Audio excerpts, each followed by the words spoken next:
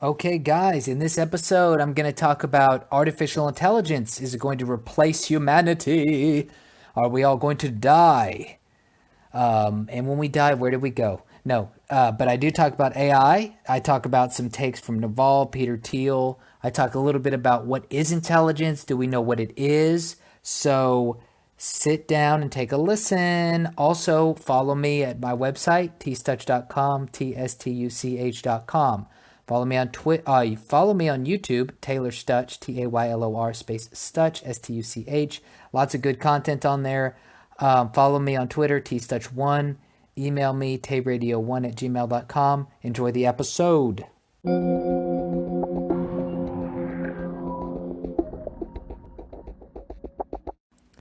Will artificial intelligence replace us all? Well, I'm here to say, luckily, probably not. Probably not. But there are some other things that could happen, my fellow peoples of the world. So first off, let me tell you what I think about. This is information. This isn't coming from me. I am no genius in this area. These are distilled thoughts from some of our greatest thinkers of today, like Naval Ravikant and Peter Thiel. So Naval, I first heard Naval's opinion of artificial intelligence back in 2000. What am I talking about? This year. And it was over the summer. Naval had a fantastic interview with Joe Rogan. It was really spot on, awesome stuff. Now, in that interview, they discussed artificial intelligence. And Joe Rogan, like many of us, was kind of captivated, has been captivated with the idea of what we're concerned about is artificial general intelligence. So you might be asking, what is artificial general intelligence? Artificial general intelligence is general intelligence is what we say people have, right? It's not just the intelligence in math. It's not just intelligence in memorizing data or doing a particular task. It's general life intelligence. So it's problem solving, real life issues as they come up, dealing with situations in the real world, and being able to not only deal with problems in the real world, but have a future vision and have a past idea of what happened. Because you got to remember, with humans, it's so crazy. I feel like in our current scientific era, we like to discount what human intelligence is. We discount so many things that we do, like the fact that we have thoughts about the future, we have thoughts about the present, we have thoughts about the past. We're constantly, shifting between different time scales about now and the future. And even with the future, we're thinking about different layers of the future. There's tomorrow, there's next week, there's next month. And with all of that, we still go through our day doing regular shit, right? Think about all of the things that you take for granted, like how you move your body, right? How you move your legs and your arms, you stand up and you sit down. If you're in martial arts, how to throw punches and kicks and deal with timing and spacing. If you're in other sports, how to throw the ball, hit the ball, kick the ball. These are all aspects of general intelligence. The ability for you to train your body and mind to carry out tasks in the present, to think about tasks in the future, to deal with obstacles as they occur. This is extremely complex stuff. See, I think one thing about how we think about intelligence is we think about it in a very kind of narrow set of ways, right? Like we look at people and we'll be like, oh, if you failed this test, then you're stupid, right? And it's like, it's so funny because now that I'm describing kind of all these different components that come into intelligence, it really helps clarify to me one reason why Taleb, aside from the statistical problems with IQ tests, is like, look, dude, we don't, anyone trying to quantify intelligence the way that we're trying to do it with test taking is insane, absolutely insane, and actually starting to make sense now. So, scientists have been trying to develop AI for a long time. And I just read an article because I was doing a live stream about how back in 2012 and probably earlier, researchers realized how limited their artificial intelligence could be because they weren't incorporating the biological, or should I say actually the body component. They were only thinking about the component of the mind. And the, intelligence is a lot more than just mental stimulation. It's a lot more than mind. It's a combination between body and mind. And there's not even a pure understanding that the body could be separated from the mind, right? Like our mind is connected to our bodies, and that's how, like, think about how we visualize things and think about things and process information. It's all coming in through our quote unquote body, but quote unquote being interpreted by our mind. And that brings up a whole host of questions, right? Because people talk about muscle memory, which is definitely real. If you've played sports, if you've done anything physical, you know that muscle memory is real. It's like also you don't forget how to ride a bike. You don't have to think about it, right? It's just like your body knows what to do, how to ride a bike. You're not cognitively going through the process of, I do this with my left foot and do this with my right foot. And, regarding, I guess IQ kind of stuff on a little side tangent here, aside from the fact that IQ aside from the fact that the tests don't even correlate with statistical scrutiny with any significance with financial success, the idea that financial success represents intelligence alone is absurd. And someone like Taleb points it out beautifully. And from what I understand about some of Taleb's understanding of IQ, the way he kind of puts it, is it's like comparing it would be like comparing a Ferrari and a Jeep in an off-road competition, right? Like the Jeep is made for off-road competition. The Ferrari is made for a nice smooth track. Now, Taleb actually, I think, would compare the Ferrari or the Lamborghini in the smooth track to an IQ test, right? So somebody whose brain is wired, or they've disciplined themselves into that kind of environment, that environment where you have like a nice smooth surface, nice predictable turns, if you can go the fastest on that track, then you've got the fastest car. However, if your machinery is built for a rugged, unpredictable environment, you're going to lose in the track race, but you're going to win in the cross-country race. And that's one thing about what Taleb talks about with IQ and intelligence is basically, there's different types of styles for learning and adapting. And some people are better adapted to bureaucracy and that style of learning, which he equates to school. Some people are, better equipped to just going out into the world, right? And we all know those people. We all know those people that did not do well in school, but were geniuses, right? Like, and when I say geniuses, I don't mean in like computer coding, but just they could build stuff, or when you talk to them, they made very clear sense about certain things, but they didn't give a shit about the exams, right? And the way that school is structured, it's very artificial. Exams are very artificial. True intelligence can be sussed out in the ability to survive, and the ability to survive is going to change with your environment. And so just that idea alone should make you pause about what is general intelligence, right? Because general intelligence is all of that shit. It's everything that goes into surviving successfully in an environment. And computers aren't even close to that. Not even close. Think about what I just explained to you, right? Think about the most advanced AI machinery. Without humans keeping dust out of the fucking servers, they're done. They're toast.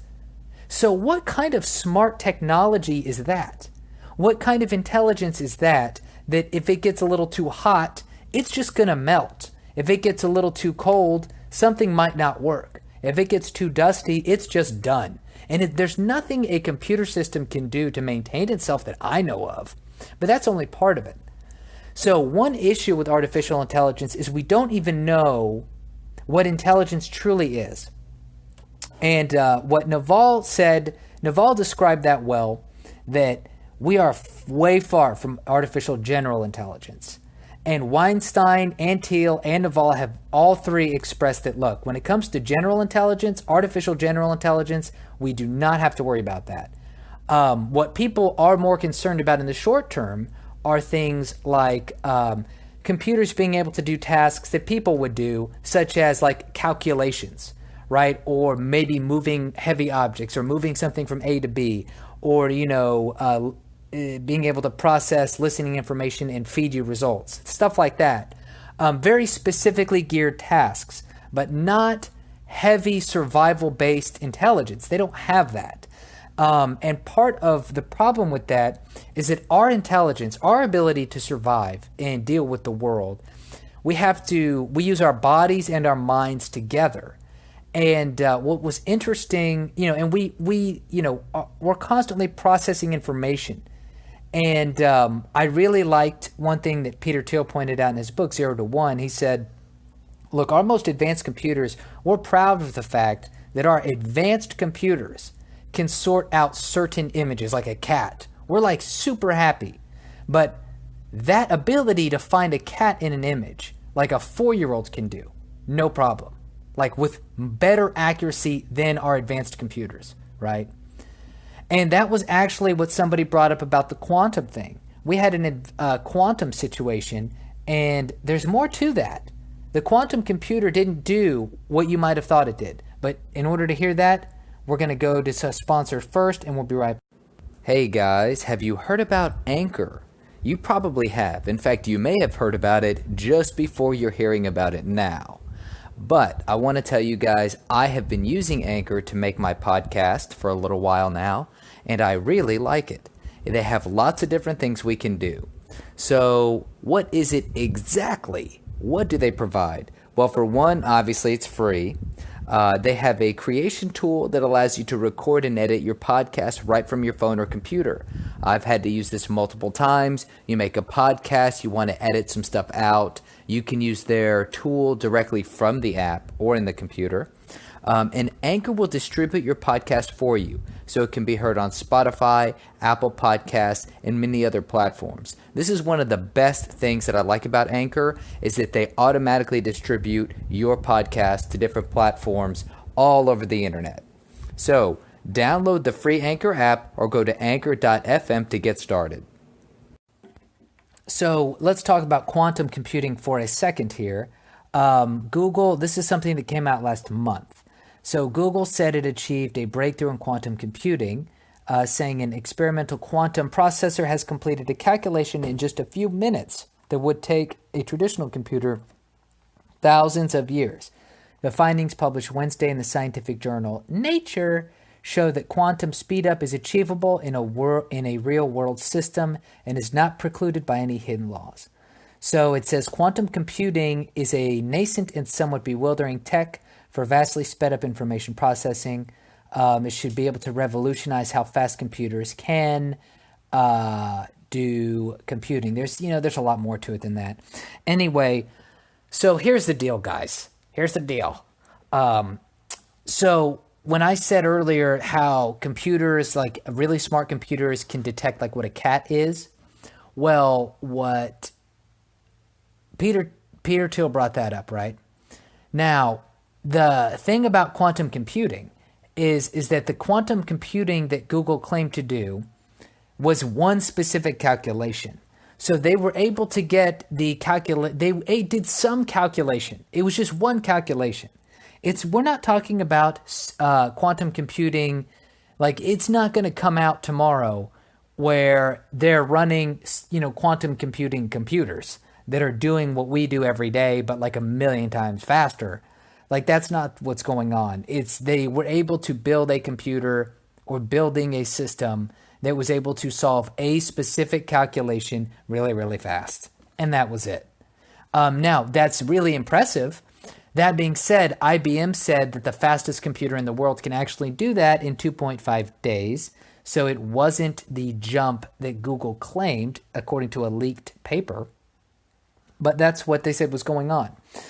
Now, I listened to a really interesting interview with Peter Thiel on AI, And it wasn't a whole interview wasn't about that, but it was Dave Rubin interviewed Peter Thiel a little while ago, and they talked about AI and some other things, a lot of shit actually.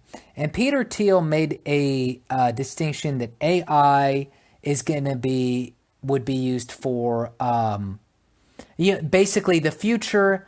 People that want really big AI systems are going to be people that want more government control and surveillance.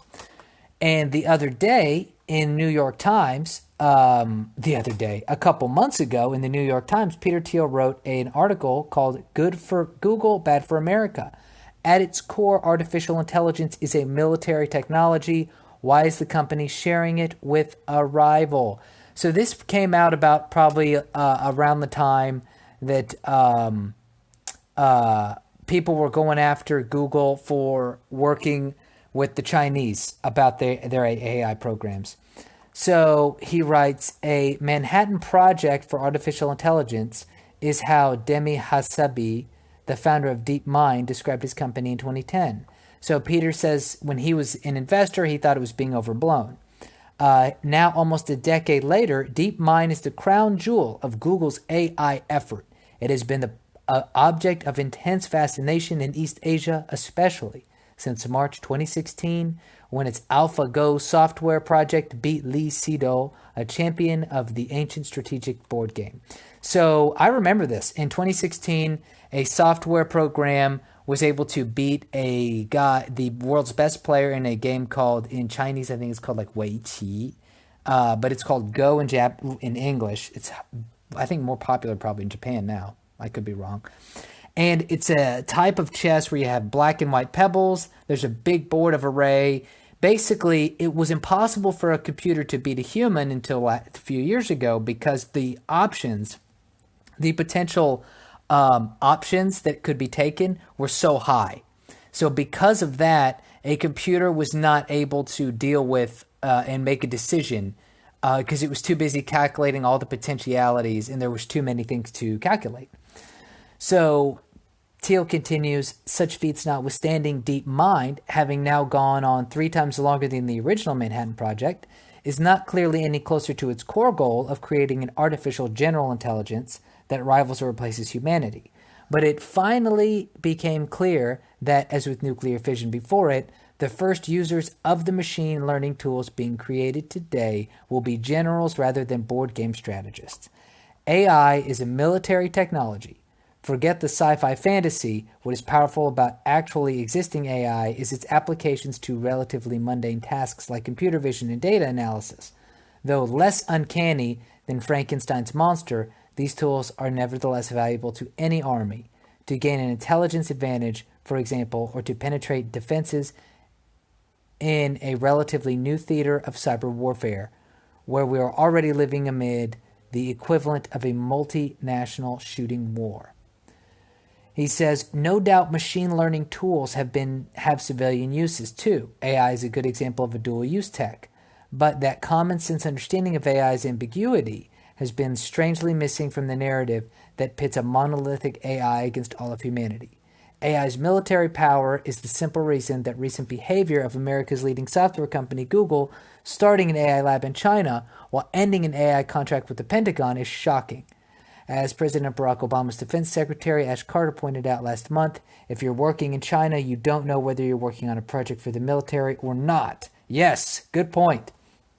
So, basically, what Thiel is saying is that the military is going to be using this technology, and that, this was a big deal a little while ago, that Google stopped working with the Pentagon, but then started working with the Chinese government.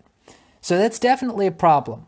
And I know that for Thiel also, he has a big fear that AI is going to be heavily used to monitor and restrict people's movements, right? So you gather all this information about people, you try to predict their behaviors, maybe you could try to stop people from going places, and maybe restrict what people want to buy, what people can do based on their past behaviors.